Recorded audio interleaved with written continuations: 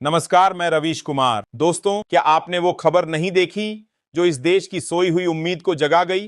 वो खबर जिसे सुनकर सत्ता की पेशानी पर पसीना आ गया और जस्टिस की कुर्सी से एक ऐसी गूंज उठी जिसने मोदी सरकार की नींव हिला दी।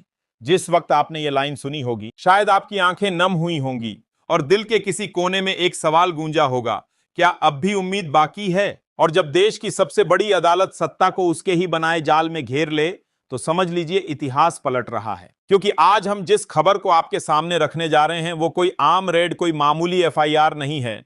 ये एक इनकलाब है कानून के नाम पर। ये वो दस्तक है जो कह रही है अब डरने की बारी तुम्हारी है सरकार।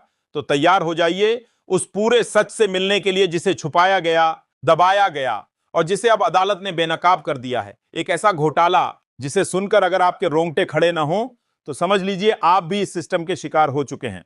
तो चलिए दोस्तों, आज की इस वीडियो में आपको उस खबर का हर वो पहलू दिखाते हैं जो चैनलों ने काट दिया, सरकार ने छुपा लिया और जनता अब जानना चाहती है कि आखिर यह घोटाला हुआ कैसे और कौन है असली गुनहगार। और हां, वीडियो को लाइक और सब्सक्राइब जरूर करें। आज का नाम है जस्टिस बी.आर. गवई। जी हां, वही जस्टिस गवई जिन्होंने कानून की किताबों को धूल से उठाकर सत्ता के माथे पर रख दिया। खबर यह है कि सुप्रीम कोर्ट ने सरकार के पीछे सीबीआई लगा दी है। सीबीआई यानी वही संस्था जो अक्सर सत्ता की मर्जी से चलती है, लेकिन आज अदालत की डगर पर है। और जैसे ही यह खबर बाहर आई, सत्ता गलियारों में सन्नाटा छा गया।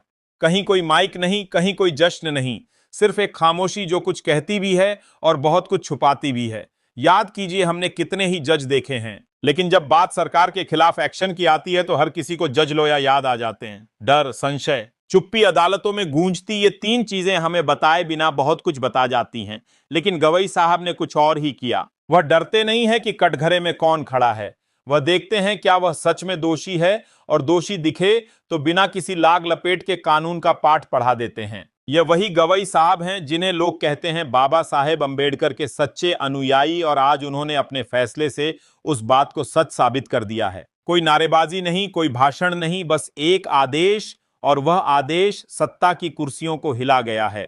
अब आप पूछेंगे सबूत क्या है, तो जी हां, खबर सामने है, दस्तावेज भी मौजूद हैं। बस देखना यह है कि इस फैसले का पालन कितना होता है और सत्ता की दीवारों में यह दरार कितनी गहरी जाती है, क्योंकि इतिहास लिखा जा रहा है और पन्ना पलटने का वक्त आ गया है। नवभारत टाइम्स में आज एक खबर छपी है और यह खबर बाकी खबरों की तरह नहीं है। यह खबर बताती है कि अदालतें जब जागती हैं तो सरकारें सहम जाती हैं। सुप्रीम कोर्ट के आदेश पर सीबीआई की बड़ी कार्रवाई हुई है। जी हां, कोई छोटी मोटी रेड नहीं, पूरे 47 ठिकानों पर एक साथ छापेमारी, और यही नहीं, 22 एफआईआर भी दर्ज हुई हैं। अब यह सिर्फ आंकड़े नहीं है दोस्तों, यह उस व्यवस्था के चेहरे पर पड़े तमाचे हैं जो आंखें मूंद कर कहती थी सब चंगा सी, लेकिन सब चंगा नहीं था। दिल्ली एनसीआर के बिल्डरों और वित्तीय संस्थानों ने मिलकर एक ऐसा खेल खेला जिसमें हजारों होम बायर्स को ठगा गया। यानी कि वो लोग जो जिंदगी की कमाई लगाकर एक घर का सपना देख रहे थे, उन्हें चुपचाप लूटा जा रहा था, और यह सब कुछ हो रहा था सरकार की नाक के नीचे और शायद सरकार की ही मर्जी से। लेकिन जब जस्टिस बी.आर. गवई को इस खेल की भनक लगी, उन्होंने वह किया जो हर न्यायप्रिय नागरिक उम्मीद करता है। सीबीआई को तुरंत आदेश दे दिया गया और फिर शुरू हुई वह कार्रवाई जिसने सरकार की नींद उड़ा दी। सबवेंशन स्कीम घोटाला नाम जितना क्लीन लगता है, काम उतना ही गंदा निकला। करोड़ों का घोटाला, जनता के साथ विश्वासघात, और सब कुछ एक साजिश की तरह चलता रहा। जब तक अदालत नहीं बोली, अब अदालत बोली है, आदेश हुआ है, जाइए रेड मारिए, जाइए गिरफ्तारी कीजिए, और किसी को मत देखिए कि वो कौन है, किस कुर्सी पर बैठा है। और सीबीआई ने वैसा ही किया। सरकारें आती हैं, जाती हैं, लेकिन इतिहास सिर्फ उन्हीं का बनता है जो अपने फैसलों से व्यवस्था को झकझोर देते हैं। और आज जो कुछ हुआ वो आने वाले समय के लिए एक मिसाल बन सकता है, अगर यह कार्रवाई पूरी ईमानदारी से पूरी की जाए। क्योंकि सवाल अभी बाकी है, क्या यह रेड और एफआईआर वाकई आरोपियों तक पहुंचेगी, या फिर एक बार फिर सब ठीक है कि पर्दे ताने जाएंगे? जवाब आपको तय करना है, क्योंकि लोकतंत्र में अदालतें तभी तक ताकतवर होती हैं जब जनता सच को पहचानती है। जरा देखिए इस खबर को। दिल्ली एनसीआर में एक बार फिर से सपनों का व्यापार, घोटालों की दुकान और खामोश सरकार, तीनों एक साथ मंच पर आ चुके हैं। सीबीआई ने 47 ठिकानों पर छापेमारी की है और 22 एफआईआर दर्ज की गई हैं। यह कोई मामूली आंकड़ा नहीं है, यह उस सड़ांध की बदबू है जो वर्षों से अंदर ही अंदर पक रही थी, लेकिन अब बाहर निकल आई है। घोटाला सबवेंशन स्कीम के तहत हुआ है। नाम इतना जटिल और तकनीकी रखा गया कि आम आदमी पूछे भी तो कैसे। लेकिन अब जान लीजिए, बिल्डर्स और फाइनेंशियल कंपनियों ने मिलकर हजारों होम बायर्स को ठगा। वो लोग जो हर महीने किराया देते देते थक चुके थे, जो होम लोन की ईएमआई भरते हुए यह सोचते थे कि कभी तो छत मिलेगी, उन्हें सिर्फ धोखा मिला। और इस धोखे की खबर सरकार को भी थी। जी हां, यही लिखा है। लोगों ने शिकायतें की, थानों के चक्कर काटे, सरकार से गुहार लगाई, लेकिन कुछ नहीं हुआ, कोई कार्रवाई नहीं हुई। क्यों? क्योंकि शायद कहीं ना कहीं कोई चढ़ावा चढ़ा था और यही वजह थी कि सरकार ने आंखें मूंद ली। सरकार सरेंडर हो चुकी थी और जब सरकार सो रही हो तो कभी कभी अदालतें जागती हैं। सुप्रीम कोर्ट ने आदेश दिया और सीबीआई ने छापेमारी शुरू कर दी। लेकिन अब सवाल सिर्फ छापेमारी का नहीं है। सवाल यह है कि इतने वर्षों तक यह घोटाला सरकार की नाक के नीचे चलता रहा और कोई क्यों नहीं बोला? क्या बिल्डरों और वित्तीय संस्थानों की साठगांठ में कोई राजनेता भी शामिल था? क्या जिनके खिलाफ एफआईआर हुई है उन्हें सजा भी मिलेगी, या वह अगली बार किसी चुनावी मंच पर चंदा देकर सम्मान पाएंगे? और अगर सुप्रीम कोर्ट हस्तक्षेप ना करता तो क्या यह घोटाला ऐसे ही चलता रहता? सवाल जनता के हैं, जवाब अदालत से मिला है। अब देखना है कि सरकार क्या जवाब देती है या फिर हमेशा की तरह खामोश हो जाती है। और आखिरकार सुप्रीम कोर्ट को खुद एक्शन लेना पड़ा। जी हां, सरकार ने एक्शन नहीं लिया, शिकायतें होती रहीं, लोग दर दर भटकते रहे, लेकिन सरकार चुप रही।